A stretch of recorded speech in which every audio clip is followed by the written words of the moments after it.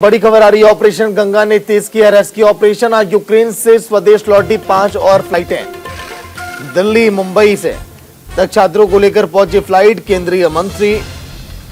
केंद्रीय कृषि राज्य मंत्री ने छात्रों का स्वागत किया। अब तक 18,000 छात्रों की वतन वापसी हो चुकी है।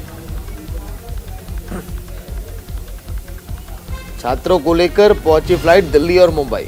18,000 छात्रों को अभी तक लाया जा चुका है। तो ऐसे में लगातार भारत सरकार की कोशिश अब रंग लाती हुई। ये कोशिश है जीत की तरफ।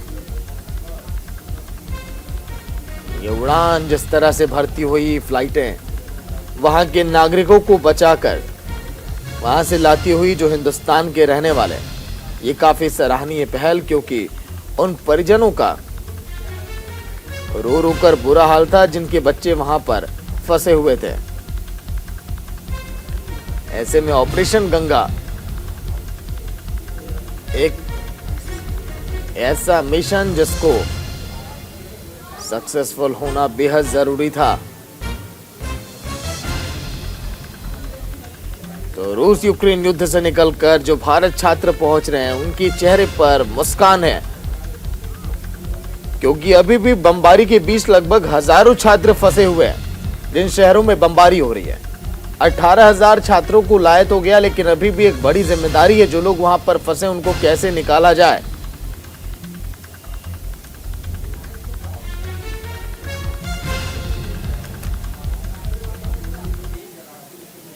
तो चलिए पीयूष शुक्ला दिल्ली एयरपोर्ट से लाइव जुड़ गए, पूरी जानकारी देंगे। पीयूष, जिस तरह से हालात बने हुए यूक्रेन में, भारतीयों को वापस लाया जा रहा है, ऑपरेशन गंगा कितना सफल होता हुआ आपको दिखाई दे रहा है? ताजा अपडेट क्या कुछ है पीयूष? देखिए, ऑपरेशन गंगा के तहत बच्चों को लगातार लाया जा रहा है। अभी भी एक फ्लाइट जो है वो यहाँ पर पहुंची है, एक बच्ची है वो यहाँ पहुंची है, उसके साथ एक और छात्र हैं वो भी यहाँ पर पहुंचे हैं। दोनों लोग मेडिकल के स्टूडेंट वहां पर थे। कहाँ पर आप लोग थे यूक्रेन में, और वहां से जो रोमानिया तक का सफर वो कैसे तय किया? हाँ जी, हम डैनीप्रो यूनिवर्सिटी में पढ़ते थे वहाँ पे, और हम 23 को वहाँ से चले थे यहाँ घर के लिए। बट वहाँ पे हम कीव गए तो वहाँ पे बम्बार्डिंग शुरू होगी, तो हम वहीं पे फंस गए और इतने दिन हो गए हमें निकले नहीं वहाँ से। उसके बाद हम रेलवे स्टेशन गए। रेलवे स्टेशन पे फिर हमें कोई ट्रेन वगैरह कुछ नहीं मिल रहा था। फिर हम इंडियन एम्बेसी रुके थोड़ा दिन, बट वहाँ पे इतनी कुछ फूड फैसिलिटी थी नहीं, तो हमें जैसे कुछ दिनों तक। और उसके बाद इंडियन एम्बेसी ने हमें बोला कि आप रेलवे स्टेशन पे जाओगे, आपके लिए 2 ट्रेन हमने करवा रखी हैं। तो हम वहाँ पे गए, ऐसा कुछ मिला नहीं, बट फिर हम गए तो वहाँ पे जाके हमने वेट किया कि कुछ तो होएगा। एक बार हमारी ट्रेन निकल गई, वो हमें नाइफ दिखा रहे थे, ट्रेन के अंदर भी नहीं ले रहे थे। तो एक बार हमारी सारी होप खत्म हो गई कि अब तो कुछ नहीं हो सकता, बट हमने वेट किया। फिर 10:30 बजे एक और ट्रेन आई, उसके हम फिर गए तो उन्होंने हमें बड़ी मुश्किल से लिया, और हम जैसे कैसे करके नीचे बैठे हुए सारे एक दूसरे के ऊपर। 10 घंटे का सफ़र हमने ऐसे ही किया। फिर हम ऐसे लवीव पहुँचे। लवीव से हम जैसे कैसे करके, हम ना हमारे पास पैसे थे ना खाना, बट हमने किसी वजह से पैसे लेके फिर हम चरनावित्सक पहुँचे। फिर वहाँ पे भी रात को सायरन बज गया, वहाँ से भी हमें भागना पड़ा। फिर हमने सुबह जैसे कैसे करके 10-15 किलोमीटर पैदल चल के हमने कुछ देर तक तो कैब की, उसके बाद हमने पैदल चले। फिर हम बॉर्डर क्रॉस किया, फिर हम रोमानिया पहुँचे। रोमानिया जाने के बाद हमारा थोड़ा ठीक था सफ़र। वहाँ पे हमें थोड़ी फैसिलिटी प्रोवाइड की गई इंडियन एम्बेसी के थ्रू। उन्होंने हमें खाना वगैरह, शेल्टर वगैरह अच्छे से प्रोवाइड किया। फिर हम यहाँ तक पहुँचे। यहाँ पर कौन कौन आपको लेने के लिए आया हुआ है इस वक्त यहाँ एयरपोर्ट पर? पेरेंट्स आए हुए हैं, आपकी मम्मी है। बिटिया से बात होती थी जब वो यूक्रेन में? हाँ जी, बात हो रही थी तभी जिंदा है। बात नहीं हो पाती थी, कनेक्शन कट जाते तो फिर नहीं रह पाते थे। फिर थोड़ी देर में बात हो जाती थी लाइव। एम्बेसी से कोई संपर्क किया? हाँ जी, एक क्या जवाब मिला था? मदद कर रहे थे वो बच्चे की, जैसे भी उनसे हो पा रहा था वो बच्चे से मदद कर रहे थे। इनसे भी कांटेक्ट एम्बेसी भी कर रही थी बच्चों के साथ। एम्बेसी ने ही हिम्मत दी है कि तुम वहाँ से निकलो, कुछ ना कुछ साधन हम प्रोवाइड करवाएंगे। लेकिन जो बच्चों ने अपने ऊपर संघर्ष किया है ना, आज अपनी हिम्मत के कारण ही यहाँ तक पहुँच पाए हैं बच्चे। अगर आप देख सकते हैं किस तरह से बच्ची है और संघर्ष करके अब वापस अपने वतन पहुंची है। माँ उनके साथ खड़ी हैं और आंखें भर आई हैं माँ की उस संघर्ष की दास्तां को बताते हुए। और ये बिटिया संघर्ष करके रोमानिया के जरिए अब बुखारेस्ट से जो फ्लाइट यहाँ पहुंची इंडिगो की, उस फ्लाइट में यहाँ पहुंची है। और फिलहाल अब अपने वतन है और वतन वापसी हो गई है। यहाँ पर आपको दिखाता चलूं सागर की लगातार गेट नंबर 5 जो है इंटरनेशनल अराइवल का, वहां से बच्चों का निकलना जारी है। उनके गार्जियन, उनके परिजन यहाँ पर आए हुए हैं। हम कुछ परिजन है, गार्जियन है जो कि बुके इत्यादि लेके आए हैं। कौन आ रहा है आपका? मेरा बेटा आ रहा है। बेटा आ रहा है। हाँ जी, बेटे से बात होती थी उस दौरान भी? डेली होती है, बेटे से बात होती है। हाँ जी। तो देखिए माँ आई अपने बेटे को रिसीव करने के लिए, ऐसे ही तमाम लोग आए हैं। कौन आ रहा है? मेरी बेटी आ रही है। बेटी आ रही है। हाँ जी। इस दौरान जब युद्ध के हालात हैं, वहाँ युद्ध हो रहा है, बातचीत होती थी? हाँ जी, बातचीत होती है। एम्बेसी के जरिए भी संपर्क किया आप लोगों ने? हाँ जी, संपर्क किया था बेटी। हाँ मदद मिल रही है? हाँ जी, मिल रही थी, भारत सरकार की मदद मिल रही थी। अगर यहाँ पर तमाम ऐसे परिजन हैं जो आए हुए हैं और जिनका कहना है कि एम्बेसी के जरिए भी मदद मिल रही है और किसी का बेटा आ रहा है तो किसी की बेटी आ रही है। पीयूष, ये भी पूछिए लोगों से, क्योंकि जो सोशल मीडिया पर खबरें वायरल हो रही हैं, रूस ये कह रहा है कि यूक्रेन की जो सैनिक हैं वो भारतीयों को बंधक बनाकर उनका कवच के रूप में इस्तेमाल कर रहे हैं। उधर यूक्रेन आरोप लगा रहा है कि रूस के सैनिक भारतीयों पर हमला कर रहे हैं। ये जो लोग वहां पर पहुंच रहे हैं वही क्लियर कर पाएंगे। देखिए कुछ छात्र हैं अभी बाहर निकले हैं, हम उन्हीं से सीधा रुख करते हैं। यूक्रेन से आप लोग आ रहे हैं। यूक्रेन में जो हालात हैं उन हालातों में कहा जा रहा है, रशिया की तरफ से कहा गया है कि भारतीय छात्रों को यूक्रेन की आर्मी ने बंधक बनाया, ऐसा कुछ है क्या? मुझे अभी ऐसा कुछ नहीं पता। हम लोग तो आ गए, इंडिया का फ्लैग लगा के हमें आने दे रहे हैं, कोई रोक टोक नहीं कर रहे हैं बीच में। मतलब रशियन और यूक्रेन आर्मी दोनों कोई नहीं। देखिए एक बच्ची है, ये भी वहां से आई है और इसका कहना है कि इंडिया का फ्लैग लगा है गाड़ी पे तो आने दे रहे हैं। ना रशियन आर्मी रोक रही है, ना यूक्रेन आर्मी रोक रही है। सागर, चलिए बहुत बहुत शुक्रिया पीयूष पूरी जानकारी के लिए। तो चलिए एक और बड़ी खबर आ रही है रूस यूक्रेन युद्ध के बीच। इस वक्त की बड़ी खबर, रूस ने यूरोप के सबसे बड़े परमाणु पावर प्लांट पर किया हमला। यूक्रेन के विदेश मामलों के मंत्री दिमित्रो कुलेबा ने ट्वीट करके इसकी जानकारी दी है। दिमित्रो कुलेबा ने रूस से तुरंत सीजफायर की अपील की है। यूक्रेन के राष्ट्रपति ने हमले का वीडियो भी ट्वीट किया है। तो हमले की खबरें लगातार सामने आ रही हैं। यूक्रेन के राष्ट्रपति ने हमले का वीडियो भी ट्वीट किया कि किस तरह से हमले किए जा रहे हैं। लगातार ताबड़तोड़ बमबारी की जा रही है यूक्रेन पर। रूस ने यूरोप के सबसे बड़े परमाणु पावर प्लांट पर हमला किया है। तस्वीरें जब आपके सामने आएंगी तो आप देखिएगा, क्योंकि रूस के राष्ट्रपति लगातार ये कह रहे हैं कि मानवीय को हम चोट हम नहीं पहुंचाना चाहते इंसानों को, लेकिन इसके बावजूद लगातार जो हमले किए जा रहे हैं, इंसानों की भी जाने जा रही हैं। यूक्रेन को भी बड़ा नुकसान हो रहा है, जिससे उबर पाना बड़ा कठिन होगा यूक्रेन के लिए। यूक्रेन के राष्ट्रपति ने कहा कि सबसे बड़े परमाणु पावर प्लांट पर हमला किया है इस वक्त रूस ने। तो ऐसे में कितने लोगों की जानें गई, क्या नुकसान हुआ, इसका आकलन भी अभी कर पाना मुश्किल है।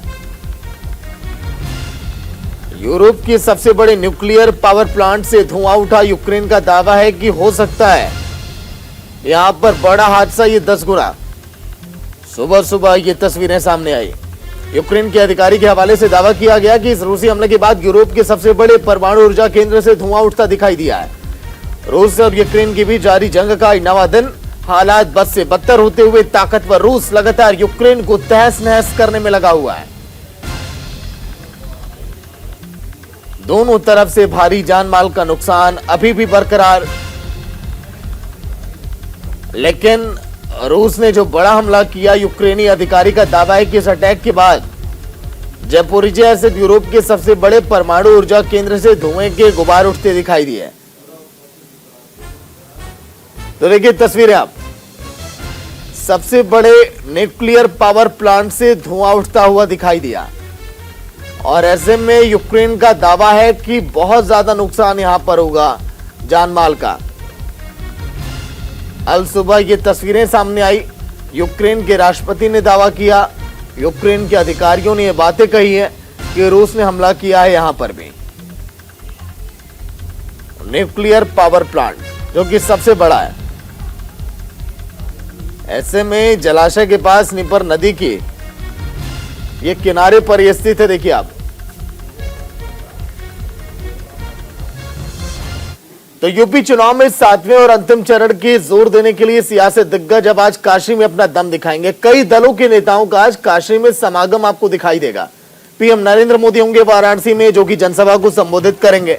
राहुल गांधी, प्रियंका गांधी भी कांग्रेस के प्रत्याशियों के पक्ष में माहौल बनाएंगे। स्मृति ईरानी, अखिलेश यादव के साथ ममता बनर्जी भी प्रचार करेंगी। सीएम भूपेश बघेल छत्तीसगढ़ के कांग्रेस की प्रत्याशी के लिए प्रचार करेंगे। पीएम नरेंद्र मोदी के संसदीय क्षेत्र में तमाम दिग्गज दिखाई देंगे। सन 2019 की तस्वीरें आपको याद होंगी, जब PM Narendra Modi road show किए थे तो वहां पर क्या हुजूम था आम जनता का। क्या वो प्यार मिलेगा पीएम नरेंद्र मोदी को? अगर वही प्यार अभी वाराणसी वालों के दिलों में बनाकर रखी है पीएम नरेंद्र मोदी ने, तो यूपी विधानसभा चुनाव में नैया पार करना बड़ा आसान होगा।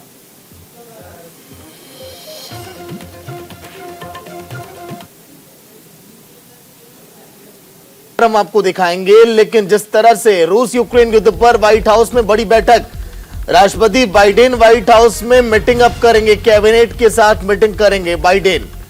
रूस पर और प्रतिबंध लगाने पर चर्चा होगी।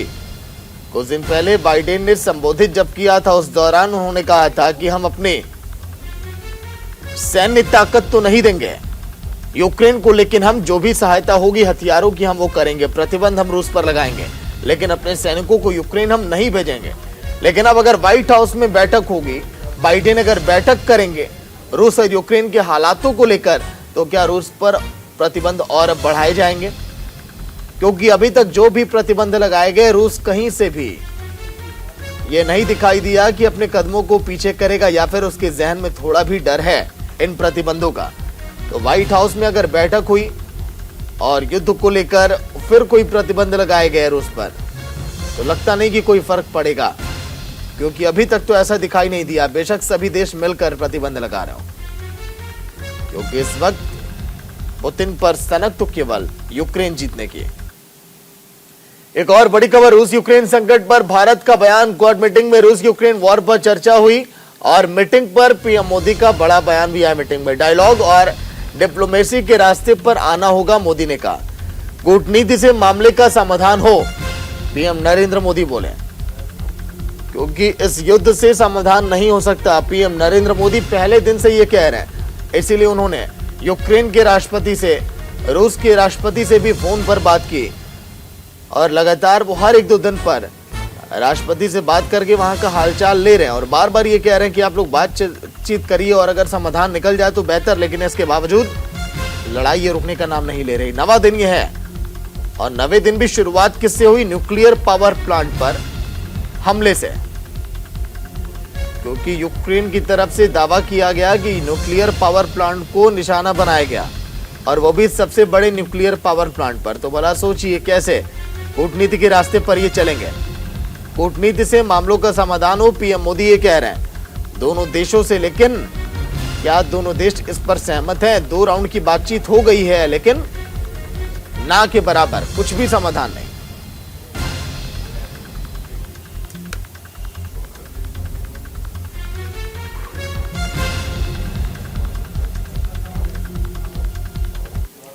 एक और बड़ी खबर, रोमानिया पहुंचा फ्रांसीसी सैनिकों का काफिला। नाटो सेना ज्वाइन करेंगे पहुंचे फ्रांसीसी सैनिक। बख्तर बंद गाड़ियों के साथ रोमानिया पहुंचे सैनिक। बड़ी खबर जो आप देख रहे हैं, रोमानिया पहुंचा फ्रांसीसी सैनिकों का काफिला। नाटो सेना ज्वाइन करने पहुंचे फ्रांसीसी सैनिक। बख्तर बंद गाड़ियों के साथ रोमानिया पहुंच चुके हैं वो।